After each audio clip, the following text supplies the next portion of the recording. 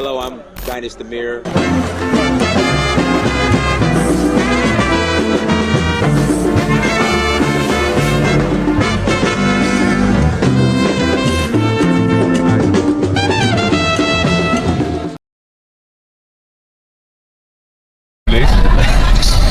For Chapu the number.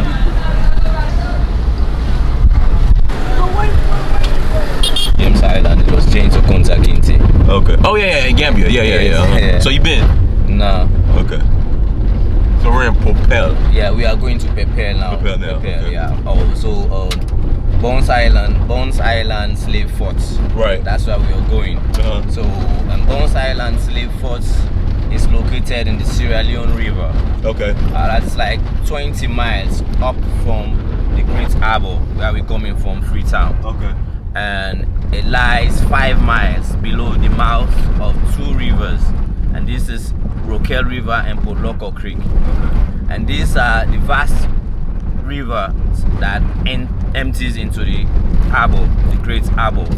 So it's an estuary, and this Sierra Leone River is that vast estuary that forms the largest natural harbour in the continent of Africa. Okay. And that's like the 3rd largest in the world. Okay.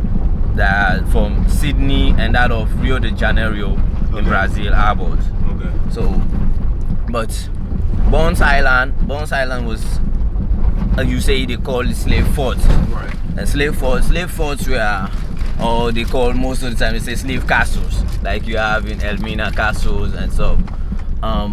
So Europeans operated at Bones Island slave forts, and that was the place where slaves, Africans were purchased and imprisoned and later loaded on board ships and then taken through the infamous Middle Passage during the Atlantic slave trade period. So the Europeans, especially when the British, operated from that point from 1670 up to 1807. Okay. Exiling tens of thousands of Africans from Sierra Leoneans across the Atlantic. That is the New World now, the United States of America, and that of the Caribbean basin. Yeah. Because remember, you had sugar plantations coming up in the Caribbean, and they needed labor. So though Bones Island gave a lot of that number in the Caribbean basin, like today you have examples of places like Carriacou. Okay, Carriacou is in Grenada. Carriacou, up to date, they have descendants of Timinis. They have descendants of Timinis in that place. Okay. Yes. In 2016, Monuments and Relics Commission, the government of Sierra Leone, the Ministry of Tourism and Cultural Affairs, did a Timini reunion in Carriacou. So they had to go down to Carriacou, and now the Timinis are thinking of coming to unite also with their kinfolks in Sierra Leone. So, but that's just an example of how Bones Island was strategic in that period for the British at the time. So, and with that large group of enslaved Africans from Sierra Leone going to work in the plantations in the Caribbean, you have also a minority number of something like 4.1% of Sierra Leoneans taken to British North American colonies. Especially you talk about South Carolina and Georgia. Or you talk about the low country where you have the Gullah Geechee people, Charleston and stuff. So because Bones Island also have a history with Charleston, where you have Gadsden Wharf, and that's the place now they are trying to construct, or they just did a groundbreaking for a construction of the International African American Museum in Charleston. So that's also a unique history that Bones Island in Sierra Leone has with outside of the continent of Africa. So with that strategic position of Bones Island playing important roles in not just the military, not just the economic, and not just the political development of the present day United States of America, or previously the British North American colonies. it's arguably referred to as one of the most significant sites for African Americans or Africans Americans outside of the United States. What, Bones Island? Yes. Okay. Yes, because Bones Island is one of the only slave forts that an intact community outside of the continent of Africa, which is the Gullah Geechee. Say that part again about the Butch Island and the Gullah Geechee people. Okay, so Bones Island has a strategic or a unique importance to the African Americans, especially with the Gullah Geechee people. Okay, so like I said, it played a very important role, not just only in the economic, political, and military development of the United States, but arguably it could be referred to as the most important sites for African Americans outside of the United States. That is an intact community like the Gullah Geechee people can point out on the continent of Africa that is a place that our ancestors were shipped from. So that's very important. So it gives it the size an outstanding universal value. So these are just few of the things that you get on Bones Island, and with the operations on Bones Island, I have different type of operations, because in the earlier period you have the crown charter companies, because you remember when Britain was fighting for trying to gain hegemony on the in Africa. They gave most of the merchants, the English merchants, crown charters to come into Africa and then set up forts, like you have slave forts now, to set up forts and then to facilitate trade that also they did in slavery. So Bones Island is one of those forts. Today, historically, some of these sites are referred to as warehouses of humanities. Okay, warehouses of humanities. Not like today you have your warehouse to pack your cement or your rice, but these were warehouses that humans were packed before they were taken, and then warehouse of humanity. So they were placed in inhuman conditions and then branded, did a lot of painful things to them before they were taken through the Middle Passage. Today we say we still cannot get a complete number of how many of African king folks in that period that died within the Middle Passage. Okay, so you say from a historical perspective that the Middle Passage millions died. Millions. Yeah, so the Middle Passage can be referred to as one of the greatest of burial grounds of enslaved Africans that were going through the Middle Passage to go into the New World. So this is one of the sites you are going to see today in Boloko district, and it is one of Sierra Leone's first national heritage assets. It was proclaimed a national monument in 1948. Is it a UNESCO yet or no? Yes, it is on a UNESCO tentative list, 2012, to qualify also, because what's the process for World Heritage sites? You need to go first on the tentative list.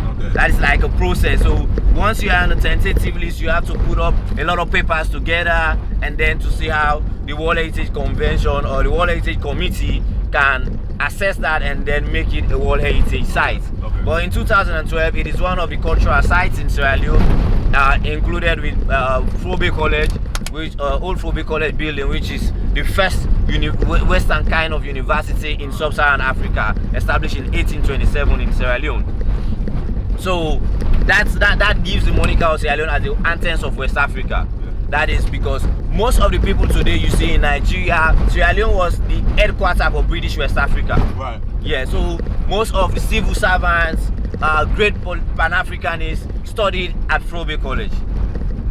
So that is why they refer to it as the Athens of West Africa. People came from different parts, like because when Timbuktu collapsed, Bones Phobe College was the alternative. Oh, okay. Yes. Okay. Phobe College was the alternative after the collapse of Timbuktu. So you have great people coming in and giving it that kind of semblance of intellectual and international space for education. So that is part of it. So today you are going to see Bones Island, and this place has been uninhabited since the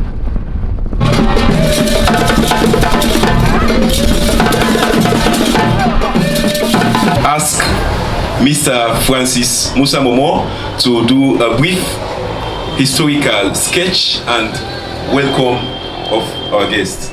Thank you. Thank you very much, Mr. Farikago.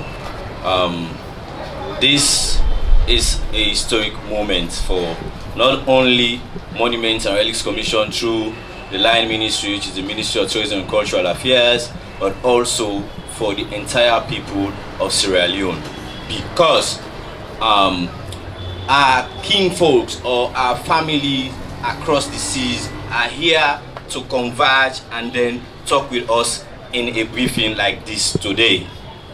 So on that note, I'm inclined to just reminisce on few historical discourse posited by Daniel Defoe. Daniel Defoe was a pamphleteer for the Royal African Company, okay? And he stated in one of his reviews in early 1700s, he said that the British American colonies cannot survive without the Negro slave, okay? That was what he said. So I'm here to surmise that also, to say that the history of the transatlantic slave trade cannot be told from an historically balanced sheet without the mentioning of Sierra Leone, which is also Bones Island, where our ancestors were taken, but now our consciousness are being revived, and now we are coming back in this new age. So we say this year, for the Gullah people to come here, other African Americans, is a renaissance for the African rising and the African diaspora. So on that note, I want you to know that you are with your family, and questions are not asked from an African tradition for family. So we want to welcome you from the Ministry of Tourism and Cultural Affairs. It shows that this is a very important and historic event, because we are also graced with the presence of the Minister of Tourism and Cultural Affairs.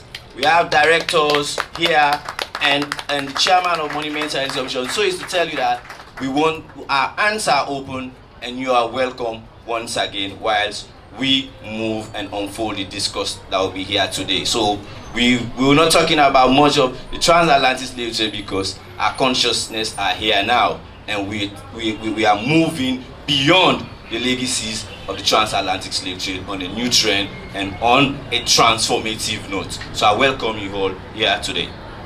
Thank you.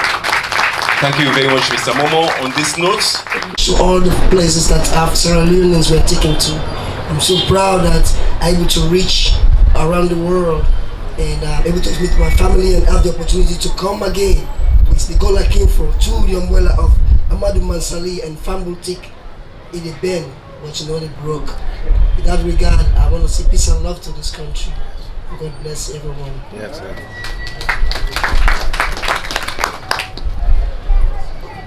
I'm Albert Mala Mustafa. I'm a Sierra Leonean. I'm the president of the Sierra Leone Gullah Kingship Association. Have been traveling length and breadth into the United States, especially in South Carolina and Georgia, in sensitizing the African Americans about the link, the relationship between Sierra Leone and America for the past 7 years. I'm Anita Singleton Prather. Most folks know me as Aunt Percy, Gullah storytelling historian. I'm founder of Gullah Travel Theater and the Gullah Kinfolk, and this is truly a dream come true. One of my #1 items on my bucket list. I don't have a whole lot of things, but this was on the top. I met Amadou Masali in 2006, and down there on Hilton Head Island, which is the southern part of Beaufort County, and we exchanged numbers and put it on my phone, and a couple of days later my grandson was fighting with my granddaughter over my phone and called Amadou. And I hung up the phone and I got a call back saying, who's this, tried to call my number? And it was Mr. Amadou Masal. And we've been sisters and brothers ever since and planning this trip for, I guess, over 13 years now. And so God is just faithful to his word. He's faithful, faithful, faithful. And so if you just believe and just keep focused, it will come to fruition. So this is truly, truly a dream come true. I hope that we bring peace and unity to our families across the sea, that we can bring economic development on both sides of the ocean for our children. It's good that we hold on to this, all of this history, but if this history does not preserve us today, then we lose our young people. And so I'm excited about the young people that's part of the team here. My son, Sheku, and his brother, Alpha, and Jabby, and all the other young people, trying to connect, that makes this thing come alive for them. And my grandkids on the other side of the ocean, I can take a lot of this information back to them and say, this is why it's important that you know who you are, because you won't let BET and all the other negative press define who we are. That we are a great people. You're not going to be great, you already are. And that's the message I want to give to our young people through this experience, through Sierra Leone, our homeland. God bless you for having us.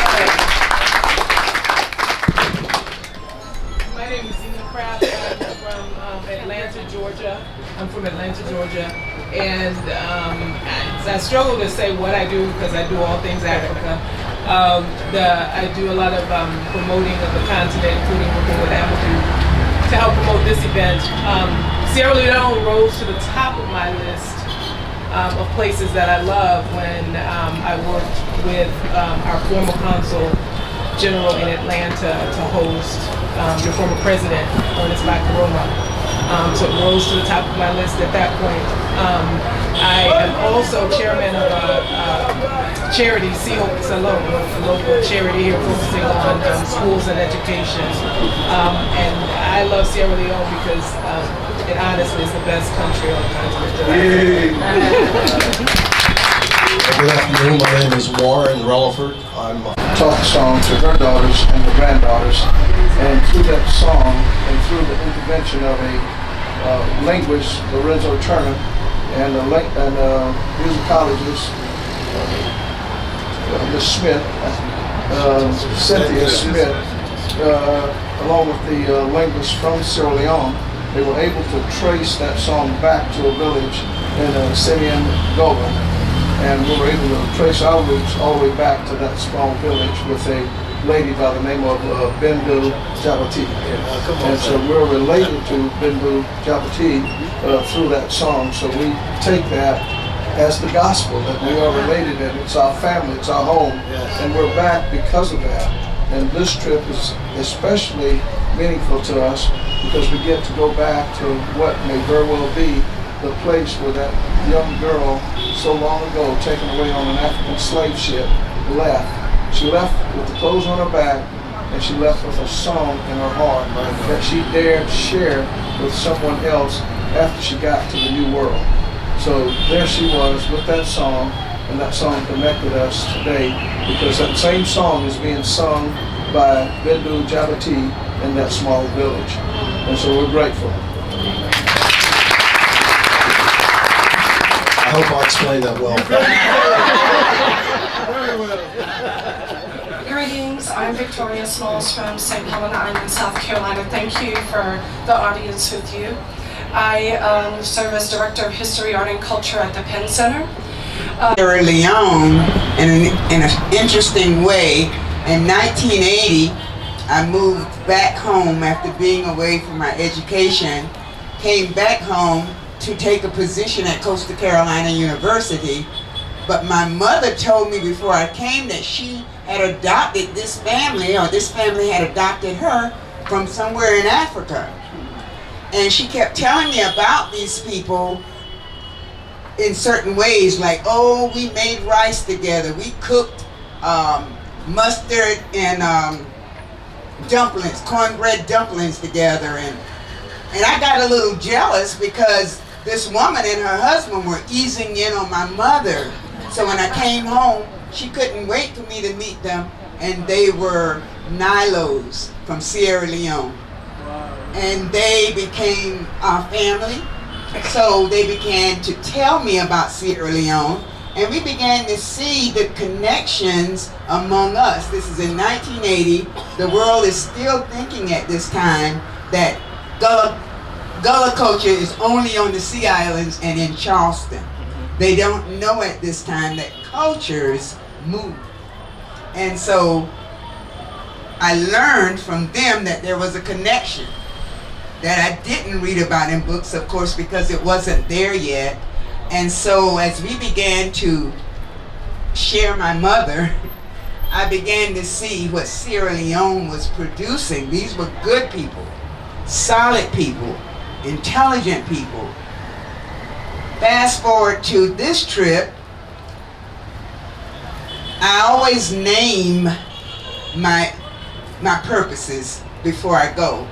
And the title of my trip this time, just for me, no one cared, was toting. I wanted to take a word that we kept in our language even till today. We use the word tote the bucket, tote that over there. They even took the word in Western society, they took it and named it umbrella, the tote. So I wanted to tote a story back to Sierra Leone. And last night I was able to tell that story. And now my 4 times great grandmother, Bina, is in the minds of people who were there to hear her story. So toting Brook Green Plantation back to Sierra Leone was my title. And Dion is my grandson. I wanted him, graduating from college this year, I wanted him to tote it with me. So we toted it. Everybody knows Dion, and you know he's a wonderful boy.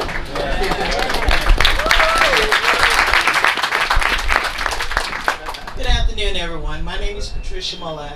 I am from Myrtle Beach, South Carolina, but I'm actually from Manning, South Carolina.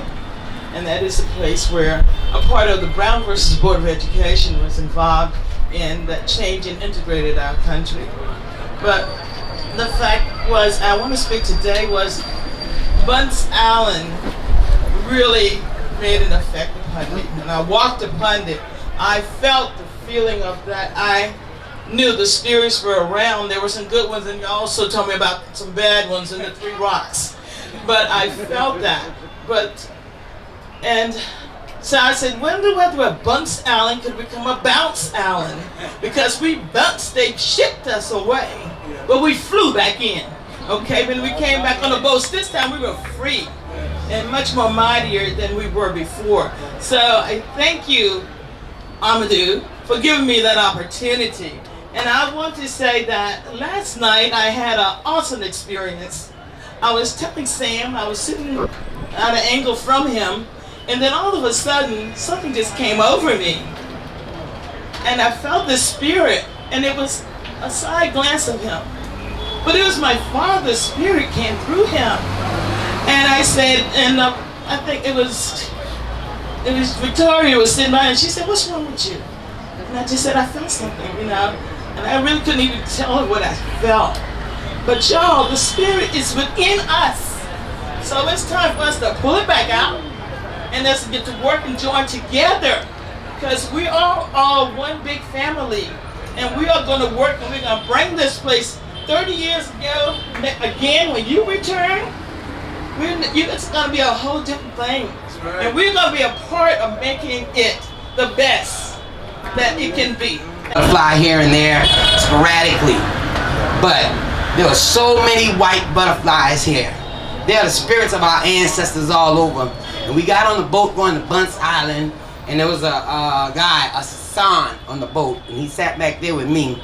Like out of nowhere, there was a white butterfly flying right beside the boat, out there in the middle of the water. And I looked and I said, thank you. And he was like, me? I'm like, no, ancestor. The spirit of our ancestors is just all over this place, you know. And I was telling him about the white butterfly, and it was gone, just like that. And then when we got on Bunce Island, like our footsteps there or whatever woke them up, and I don't know if anybody else noticed, but they were all around us the whole time we were there. I mean, hugging us, welcoming us. You can feel that spirit grabbing you and holding you, letting you know, welcome home, even if it is for the first time. And I just think one of the most amazing things that I encountered since we've been here, when we were driving out to one of the villages, and I saw about 50, 60 people from the little baby to the older folks. They were, I just cut it off or what? Okay. But building a house, passing sand, water. I mean, like boom, boom, boom, and it just welled me up with so much pride. I remember I was in the car and I said, now that's how we supposed to be. That's right. Hand to hand, giving to the next one, passing it on, passing it up, passing it down, passing it around, so that we all can have a part in building each other. Not just our communities, but each other from the inside out. And I'm gonna check my mouth right now. Let me just say this one last thing now. I'm gonna end this with the words of the first very famous, most famous Gullah person I ever known ever since I was a little kid. And I just think it all sums it all up with Una and me, together make we, and we complete the family tree. That's Ronald Dave. Amen. Thank God. I just want to give him all the glory. Glory God. Now give him the glory for this story. I have my brothers and my sisters, my children. I text my daughter the other night, I say, all of you need to come here to take this course to learn how to live and how to treat people and be appreciative. I need this, I want this. If you look over here and see the blessings that you have that we throw away every single day, my God, I just can't give you enough glory. Come and take this course. I was told years ago that this is my ancestry people right here, Sierra Leone. And I said, no wonder. My parents were so smart. When we were little, we were working for others, making places for other people to live. Go out and do this. It wasn't a Sunday that went by that my mom's house wasn't filled with people with food, serving. So I learned how to serve. And the thing that gets to me, I'm a retired elementary school teacher, but I don't think I ever retired because there's so much work to be done. So many open hearts that need to be touched, that needs to be loved. And I just adore going out when we first came and you took us among the children and the families. That's what I love. Every place I visit, go out to my people. And you know what? I've been on all those, we go on the cruises here and there, and I always get seasick. As fast as we were going on that boat, I didn't feel one thing. God is so great. Woo! Hallelujah. Thank you, Lord. Thank you. And it's so respectful, the children. So respectful. My parents say if you have that, you don't need no money. Thank you, Lord. Hello everyone, my name is Judy Strathard and I come to you from the great state of Colorado, where I'm a professor of Africana Studies and Metro grade language arts teacher. So if you know 12 and 11 and 12-year-olds, you know what kind of ungrateful children they are. This experience is allowing me to be able to enhance what I do as a teacher. Living in Beaufort, we have a number of children who, as Joan and Gloria has said, that do not respect themselves or the things that they have. Fanfare. There are many things that we haven't talked about. We have a study abroad program. We're looking at connecting the Monuments and the Relics Commission to the Gullah Geechee Heritage Culture. I don't know how to say it all. Gullah Geechee Cultural Heritage Corridor Commission. Making those links. We talked about sweetgrass baskets and opportunities as to how we can take some of these baskets into the US and make sure the people of Robonko, they were so poor you can see poverty in that village. We want to try to help to make a difference in that regard. So there are things deeply we think, things that we are planning that we have not really talked about. But I want to talk on a general level about what we've done so far with regards to our tour. There are a couple of things going on. First of all, these are to say to you that Toot is part of Creole with a Toot for Toot. And also, a name came, somebody was talking about Maroon connection. And he mentioned the Maroons, after they arrived here, they walked 12 miles to a place called Adonkia. Adonkia is a village along the peninsula. And I always told my kids and everyone that our great-great-grandmother and father were Jamaicans who settled here at Adonkia village. And they were called Malad. My grandmother was Lydia Malad. She was the last Malad who died in this country. And the compound they bought is where I am living right now. I'm sorry, I would have liked to take him there so that you feel Adonkia. It's the Maroons in the midst of the Mende people. That's Adonkia where we are. Next point is that this is not the first Gullah Geechee homecoming visit. It is number 4. And I've been engaged in all 3 of them, very, very effective. The first one, 1989, led by Henry Campbell and Cornelia Bailey. And those people were crown chiefs before they left. And then came the Bendu Jabati, we had by the Mary Moran song. And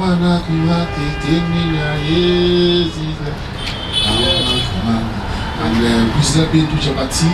And the third one was Priscilla homecoming, that's the Polite.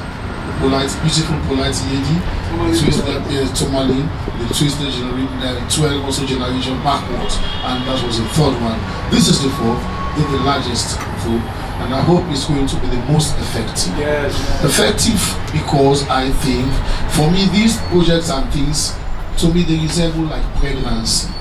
When people become pregnant, we don't congratulate the woman for becoming pregnant. We wait until childbirth. That's time we Creole, this will say, I give you joy. I give you joy. I give you joy. When someone else will say it here, that voice, I'm going slowly for you to hear what this thing was about.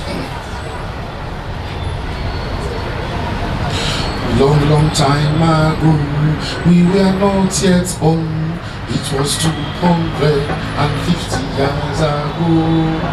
White planters in America opened rice plantation, all over rice plantation. But the white planters cannot cultivate rice. They were businessmen, they were out for cash.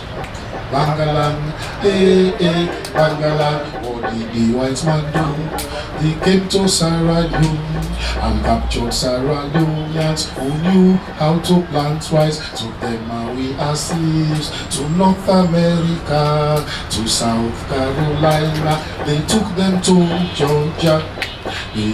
Bangalang, South Carolina resembles Sierra Leone. A lot of wind and a lot of sunshine. High mountain, tropical forest on the coastal plains. A lot of swamps to plant rice. Let me tell you an important thing. Mosquito, Boku in Caroline. So as Sierra Leoneans arrive in Sierra Leone, Sierra Leoneans, they bought the malaria and yellow fever. Why you ya?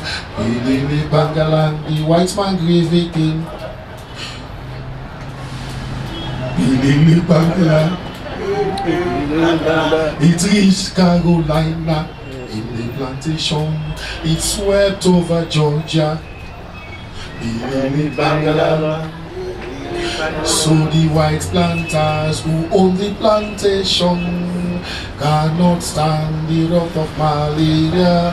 White man fly away and left the plantation to the Sierra Leoneans all over Sierra Leoneans. As more and more slaves arrive from Sierra Leone, Sierra Leoneans were able to keep their language.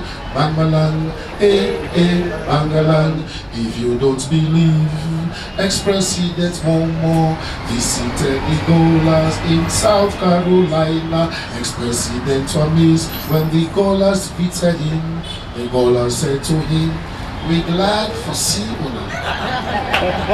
They served him rice and palava sauce. They gave him shukubrai. They gave him country cloth, and they chanted together. They told him folk stories about corny rabbits. Bangalang. Good. Let me stop there.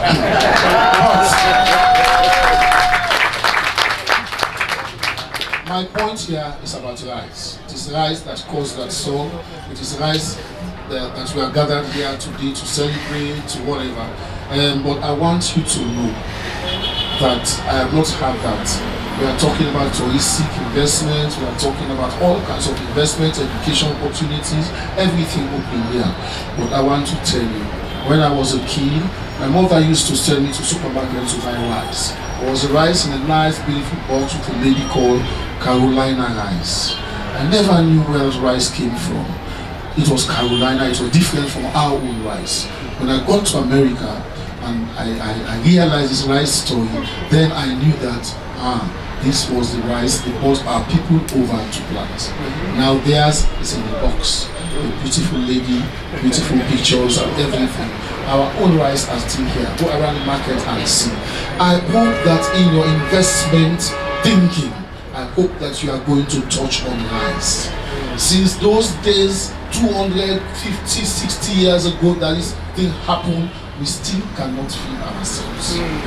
We still cannot grow enough rice for ourselves.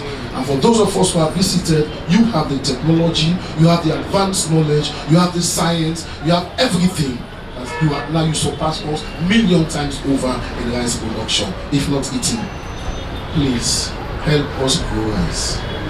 Let it be among your itinerary, let it be in your schedule, your plans, your program, that my home time I visited, that I'm so proud of, the people are hungry. The hungry man is an hungry man. Please help us grow rice. If you come back and you don't talk about rice growing, I will not come. Too much for coming, and I hope that we say, may God bring on a come, may God care on a back. Thank you. Thank you very much. Thank you very much, the Honorable Charlie Afner. Now, this is all very, very huge for genealogy. So the song says, Mother Minister, trouble will be over when you see Jesus. But I want to change it a little bit. That trouble will be over when you visit Sierra Leone. So can somebody help me with this song, please? Trouble will be over. Trouble will be over. Trouble will be over. Let's sing it together. Trouble will be over. Trouble will be over. Trouble will be over when you visit Sierra Leone. Thank you very much. Thank you very much. Thank you very, very much. And yesterday was the very first time I met my Gullah Geechee family. And I want to say, family, una welcome. And I know you understand what family means. Family means family. Because you're family. Madam Minister, when I heard them speak yesterday, especially the storytellers, I heard a story which I heard when I was 10 years old at the Anniversary and in the boarding home. I remember when the war broke out. And the story I heard was people disappearing in Kailaun, how they have the powers to disappear. And then I heard it from the storyteller again, and I remember when, as a 10-year-old girl, I had the same story in the boarding home when the war was raging, that our people have the powers to disappear.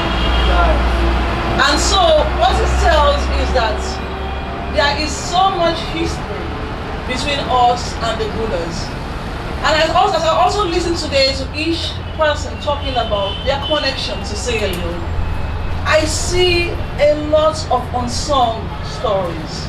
A lot of stories that we should be telling our children as well. A lot of stories that we should be sharing with our kinfolks here and our kinfolks across the world. And I want to talk to you, Mr. Masali. Thank you so much. You know, it's all when you talk about Gullah Geechee, Mr. Masali, and this Gullah Geechee thing. But you followed your heart and you made it happen. This is so important for us, Madam Minister. I know there's a documentary team here. It's not enough. We need to document each story here. We need to document the story of the Morans. We need to document each individual story because everyone here has a story to tell. Everyone here has a connection to Sierra Leone. And as somebody who is in the information business, I am eager to hear more stories. I am eager to document these stories so that we can share it in our schools, we can share it in the universities, and our children will learn about their family members in Carolinas, in Georgia, in the USA, in the Maroons of Jamaica, etc. I know about the Maroon Church, I've been there, but I had no connection to all these stories you're telling us. And you know, I have some gray hair now, so I'm old enough. But we need to know these stories, and it's very important for us, and it's part of the healing. You know, sometimes as Sierra Leoneans, I say there is a disconnect somewhere. When things happen in this country, especially when the war was going on, you can feel as if there is something missing, there is a missing link.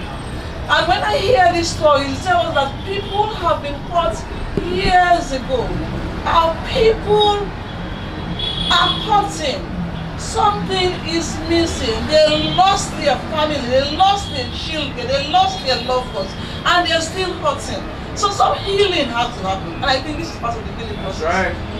For me, this is a part of the healing process. Yeah. We need to get connected to our people, our lost family members, for the healing to complete. Thank you. 14 years ago, I've had this discussion with Mr. Masale 12 years ago when I took over as a very young boy. I'm still a young boy. I'm not an old man.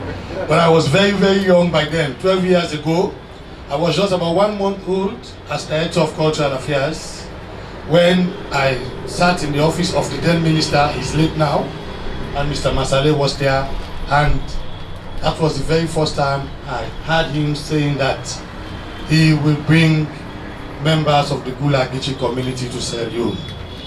Let us give him a very big hand because 12 years during my own tenure, God has made it possible for all of us to be here today.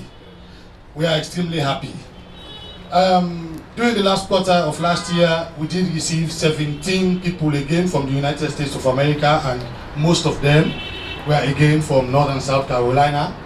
Indeed, you said it all, that during the Industrial Revolution, our white people, they needed professional slaves. We were, I'm saying we were because we're all part of the Gullah Geechee community now. We are Sierra Leoneans. You are Sierra Leoneans living away from home. But now you are home, far away from home.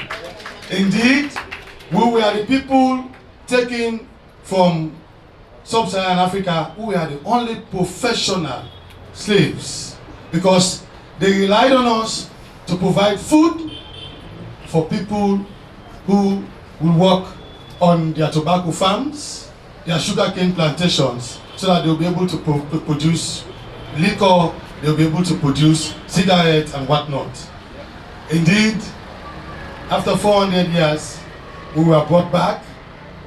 That is why the late Saif Ismon said that Bones Island, which was the hub, where those professional slaves were taken from, was the place where history sleeps.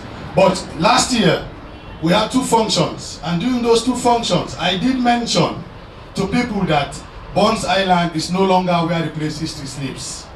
Bones Island is alive and kicking. That is why you are here. I'm sure you had a great time when you went to Bones Island. Somebody spoke about that. You've seen that Bones Island is alive. If Bones Island was not alive, it would not have been possible for you people to be here. Indeed, when the Maroons came to Sierra Leone, they were the third set of settlers that came to Sierra Leone, but they were the first to venture beyond the shores of what is Johnson Street. To walk, because at that time there was a myth that we had spirits here. But they braved the situation. They walked to the country tree that you see in front of you. They offered prayers and sacrifices. They established the Maroon Church. They established Maroon Town, which spans from within here and towards where Madam Minister resides currently, before they went to Adonkia. We are happy that our people are realizing that they should come back home. We are happy that we've made it known to people that the culture sector lays the firm and solid foundation for our brothers in the tourism sector, for tourism to boom. Most of you spoke about your interest and your involvement within the cultural sector and what you've been doing and what you intend to do to make sure that we promote Sierra Leone as an investor's paradise. We promote Sierra Leone as a virgin land for tourists to visit, to come and feel, to come and eat, to come and know, to come and drink Sierra Leone.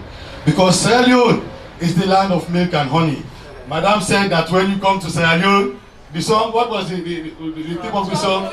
The troubles will be over when you come to Sierra Leone.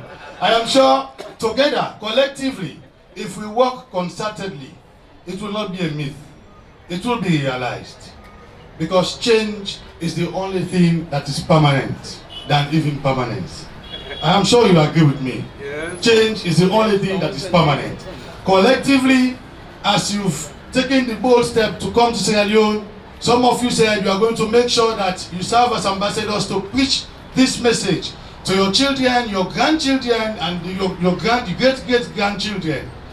If all of us do so, if all of us serve as ambassadors, if all of us serve as workers, I am sure the spirit of our ancestors will be with us, and together we will build a better Sierra Leone, a Sierra Leone that will be the United States of America that we know, a Sierra Leone that people wish to of us is made very meaningful. On that note, my boss is here. When your boss is there, you don't make long statements because she has the honors. Charlie Afna told you that in a jiffy, you will know that she's Mama Sharp. We can speak, we can think, but she's the think tank. So on that note, ladies and gentlemen, once more, on behalf of the Cultural Affairs Directorate, I want to say a warm welcome.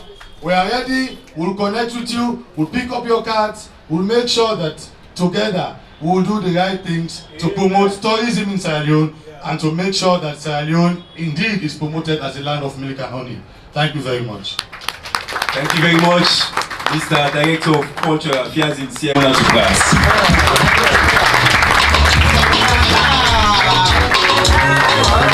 Yes. Shall we dance together?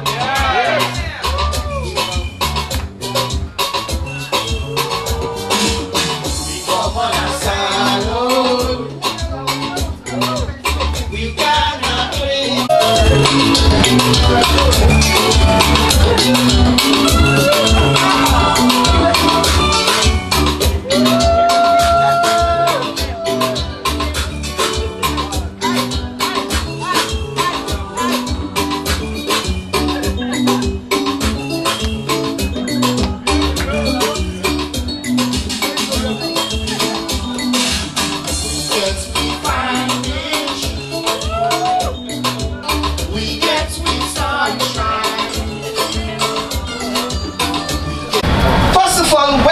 You, on behalf of the President of the Republic of Sierra Leone, the ministers, the government, and people of Sierra Leone, that we are so delighted for you to be here. I'm saying this from the bottom of my heart because I know a lot of people have been following you since you came. Because most of what you've been doing has been on social media and people have been asking, We have some Gullah Geechee people who are around, African Americans. What is happening? What are they doing here? They are brothers and sisters, so people have been interested in what you're doing. So indeed, we're extremely happy. And I want to take this opportunity to congratulate Fabultik. Shall we recognize Amadou Masoli and of course Tamba and all those in the Fabultik organization.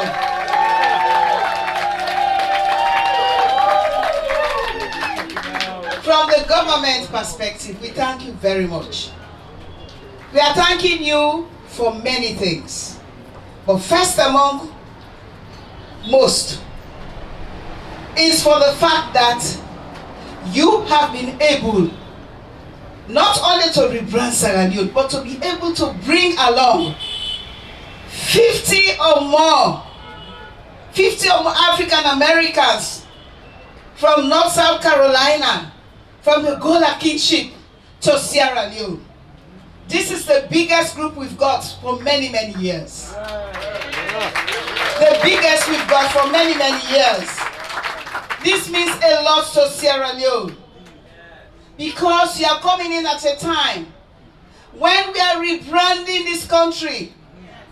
At a time when we want more ambassadors abroad. At a time when we need neutral voices to speak on our behalf, to tell our stories, to tell them the goodness of Sierra Leone. Somebody said Sierra Leone's value is underrated and underestimated globally, and it's true, because we have not been doing enough to let people know that Sierra Leone is a competitive destination. Here we are today in a country where we are reviving the economy. We have large number of young people in school, out of school, no Sierra Leone. We all know what is happening in other places, like Ghana, that have been able to bring over 200,000 different people. Some of them are mere tourists, but through the connections, a lot of activities are going on. We also are doing our best to ensure that 2020 becomes our own year of return. And of course, you are going to be the showcase for that. You will be the showcase for declaration of our year of return. So people know that we have started. But that independence will make the declaration. What is implied? It means that all the 6, 7, 8,000 African Americans that their DNA have traced them to Sierra Leone, they have all expressed interest to come. And I know we've had quite a number of people who have come over to us for us to be able to make those arrangements so that we start to bring them to Freetown, bring them to Sierra Leone, not necessarily Freetown, because a number of them have their roots in other parts of the country. This is big for us. This is huge for us, what is happening here. Now, as we sit here, many people across the country are listening to what is happening here. They are listening to what you are saying. And slowly people are connecting to you. And if they are connecting to you, it means that we need to work together in terms of the aftercare processes of all what you've said. We have ministries, we have agencies, we have NGOs, we have CBOs, we have CSOs that are ready to work with you, that we want to share of what you have, in a sense that they can be able to ensure that they work with you to implement your dreams, your passion, what you want to do. So this is really great for us. Now we also like to mention that within the tourism sector, we have tried very hard in the past 1.5 years for us to rebrand Sierra Leone, both in the tourism and the cultural sector. We've been to many parts of the world. That's the very first time Sierra Leone, within 1.5 years, has been to over 10 destinations. It has never happened before. And we go there to tell the Sierra Leone story. We use the media. But what this means is that the individuals, people like you, are more important in this business. Because as somebody says, your acquaintances, your social media connections, your schools, your churches, your communities, your local councils. You will take all of these messages to them. So you have actually become part of the rebranding of Sierra Leone. And I will proclaim all of you as ambassadors. Ambassadors for rebranding of Sierra Leone. Because I know through one person, we will have hundreds of people to come. Hundreds and hundreds of people to come. And also in the tourism sector, we are at a time when we are looking. I've been in the hospital about 3 times in the last 7 or 8 months, dealing with bronchitis. Then we were getting ready for our Christmas show. We did 5 shows in one day, and then another whole day the next day, that Saturday, the 1st of the month. 6 months ago, we didn't have a penny to come. The last 2 months ago, within 3 weeks, God gave us all that we needed and some extra. And I mean, trying to put all these pieces together, and I just knew that this was the year that I had to come. Like I said, I've been trying to get here for some time since meeting Amadou in 2006, but the pieces didn't fall in place. But when I tell you, when God ordained a thing, it's a done deal. And I'm a water walker. I believe what he say. And if he says it and he puts it in my spirit, I'm done with it. Don't ask me how it's going to be done. That ain't my business. It's his business to do it. And so on behalf of Beaufort County, South Carolina, I call it Gullah Country, USA.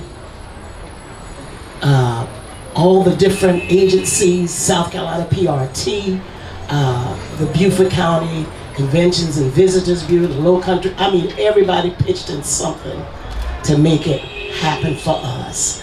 The South Carolina Arts Commission, and I know I'm missing some, but I just want South Carolina to know. The Beaufort, who else? The regional chamber, all the different chambers that came together to make it happen for us. My pastor, my church, the different Gullah kinfolk members, everybody was vested. Those that couldn't come wanted to send us.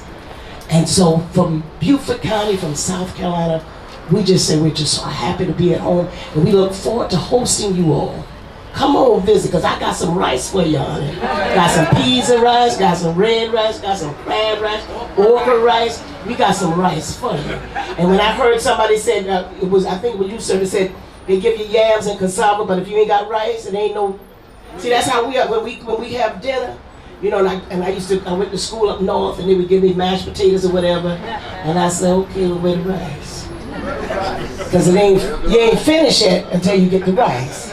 You can have the potato salad and the candied yams and the macaroni and cheese, but if you don't have the rice, then the meal is not complete. So on behalf of Gullah kinfolk and the Traveling Theater, we just wanted to present those are some of our recordings about the music, and you'll hear a lot of similarities between the music and some of the dialect. And we're just excited. We're looking forward to coming back. My grandkids, I'm going to bring, this is my nephew, Wesley, that was here. He's the youngest one, and he's a senior this year at USC. He graduates in May, and this was his early graduation gift from his mother. We lost my brother-in-law on the 20th. It'll be 4 years. He was one of my lead bass singers, and he came as a young man over here to Africa, and I know he's so proud of his son, a nice young man, honor student, long distance runner, scholarship and everything. So I'm excited that he had an opportunity to come, but next time I'm gonna bring my grandkids. I got 8 now and 1 more on the way. I don't know if I'm gonna bring all 9 at the same time, but they're coming. We got to come and we got to reconnect, and our people got to know that we are not, like I said, we're not going to be great. We already are. You have ambassadors. We've been talking about Sierra Leone before I got here, and so I knew we had to come. And I'm so grateful to my Gullah kinfolk who made the sacrifice as well to make the journey over. We're so blessed to be in this sacred place at this sacred time for such a time as this. Amen. Amen.